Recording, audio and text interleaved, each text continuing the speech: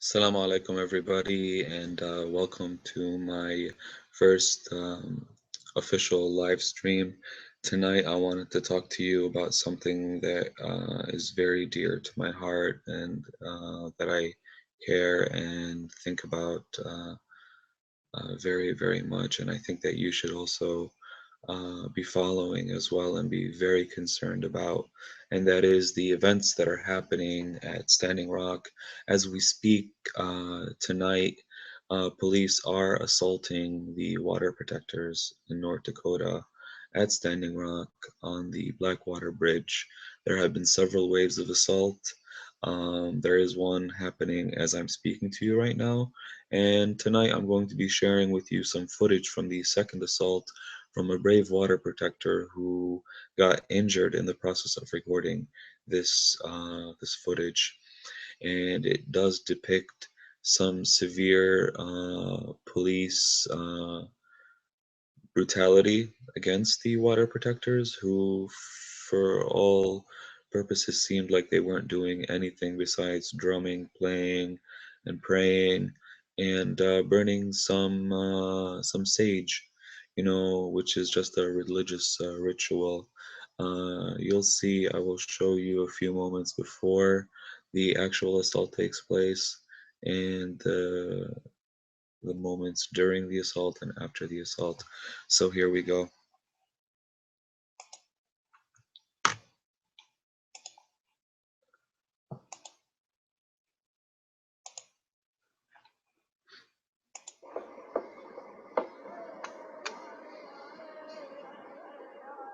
You can hear the prayer and drumming going on and see the plumes of sage being burned in sweetgrass. Some water protectors are sitting down, others are just laughing and talking. And on the other side, you can see the militarized police huddled in their little cave sandwiched between those large vehicles right there with the lights shining on them. That's going to change very soon. But in the meantime, nothing really is happening.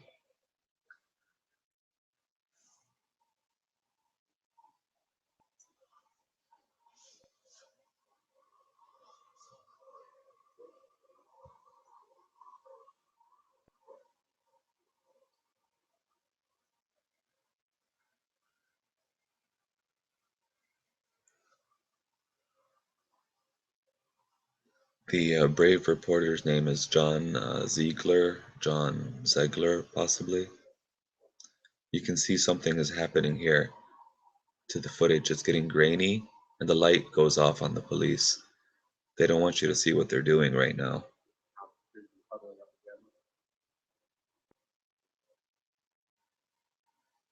The water protectors are shining some lights on them to see what's happening.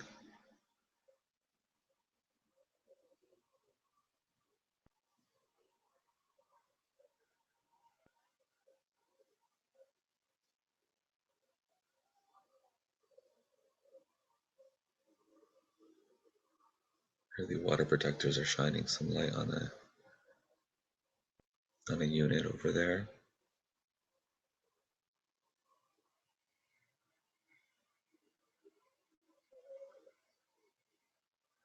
Here they're huddling up, preparing for the assault. And you can see a detachment starting to flank. One to the right.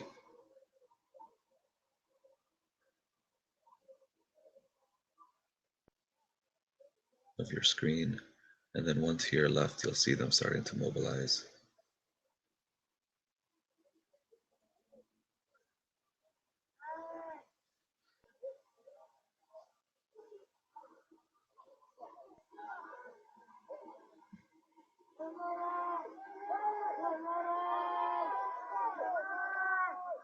Flank on both sides now, enacting some kind of strategy. All right, tweet us out, folks. Here they come. Send us out. All the a shit ton of militarized troopers with full shields in the back, taking the front. Got 20 on the left flank, 20, 30 more on the right flank. You got the Snow caps coming in. We're being surrounded on both flanks at this point. The cops enacting some sort of plan. Nothing has been going on for hours. There's no justification for this at this point.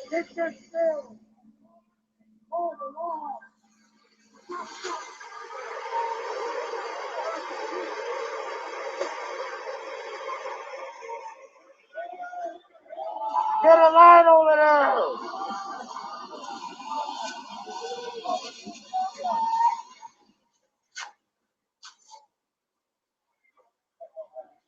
Get a line over there! Yeah, get your people over there!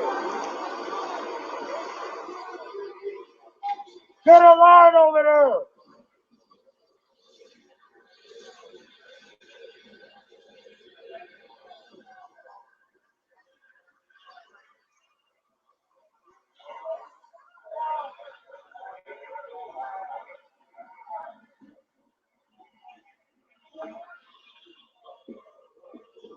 Again, you have the militarized cops, possibly National Guard right here in the bridge.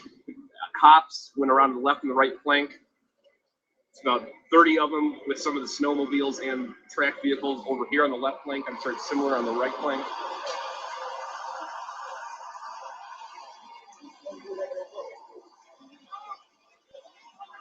They're moving in.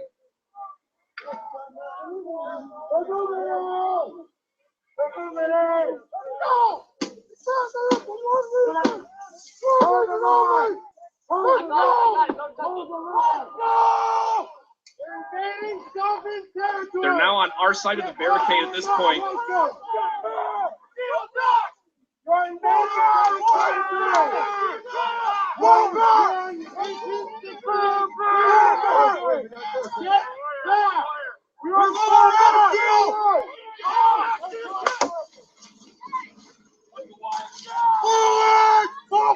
Firing on people for no reason at this point. Come on, guys. You are on sovereign territory. Go back.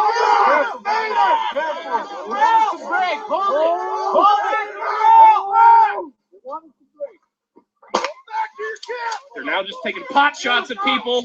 Go back to your camp. You. Go back to your camp. They're on sovereign territory at this point.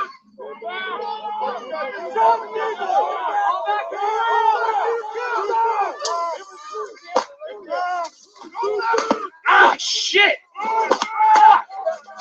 Fuck! They just hit my fucking camera, you fucking assholes! Ah, shit! Oh no! Medic! Medic! Where?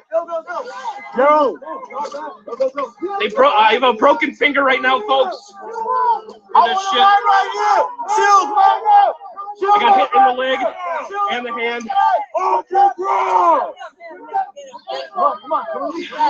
My finger's definitely broken at this point. Oh, shit. Medic!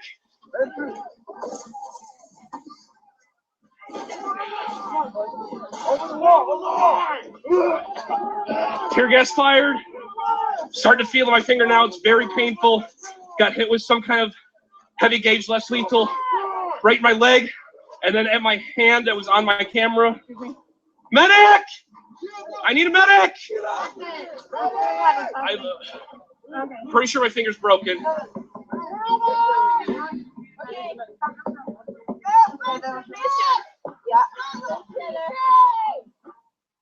Ah, shit, my leg. Fortunately, it's cold. I can't feel my finger too much right now. My pinky is definitely broken. You know where medic is? You guys can see this shit right there. Take a screen cap of that shit. They hit me right. To the front! Get the fuck out here! Okay. They just charged people for no reason at this point, started attacking us for no fucking reason. Things were quiet for hours. I'm gonna take the feed down so I can get some medical treatment, guys. Please wish me luck. Megan, can you hit finish? Okay. Hold on.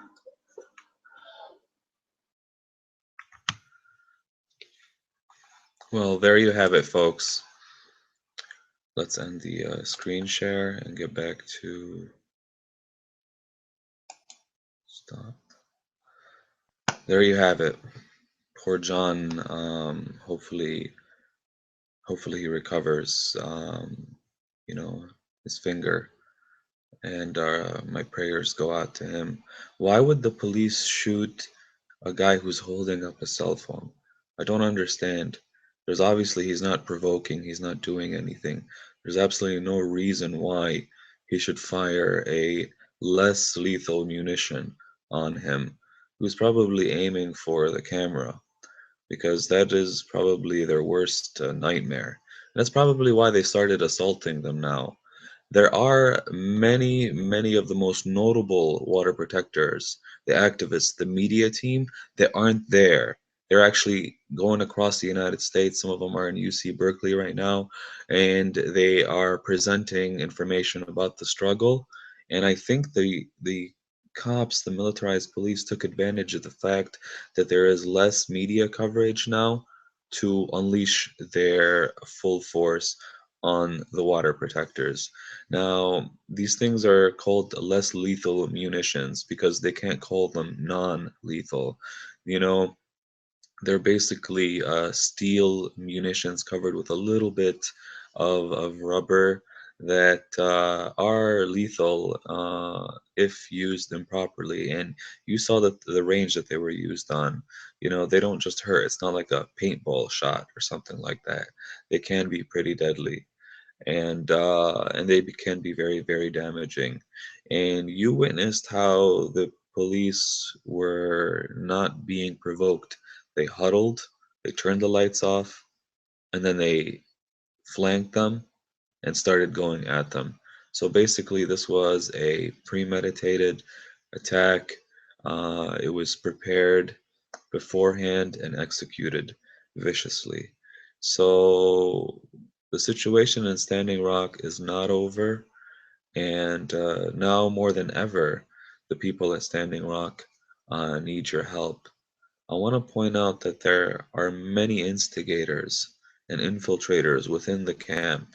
This is no conspiracy. I've been watching hours of these live feeds, and most of them are boring because nothing is really happening. But every once in a while, some guy comes by and starts cussing and acting inappropriately, maybe throwing snowballs or pushing and shoving and acting not in the spirit of the water protector movement. And those guys are most likely the infiltrators, and their job is to sully and discredit the name of the water protectors. Again, the media is the probably the most powerful weapon that the water protectors have, after prayer, of course, and they want to eliminate that so that they can end this uprising, this indigenous-led movement that is fighting not only for the Native Americans' rights and indigenous rights, but also for the future generations of their children and the children of this continent and ultimately the world. Who else is creating a fuss and standing on the front lines of all these big corporations that are destroying the earth that we inhabit? It's them. So I ask you to keep them in your prayers and to share this information and make sure that the media message does not go silent. You are as essential as those people that are out there standing in the front lines and taking the rubber bullets and the CS gas. That's all I have to say for tonight. Thank you for watching, and make sure to keep following this situation and share these videos so that the world may know. Bye.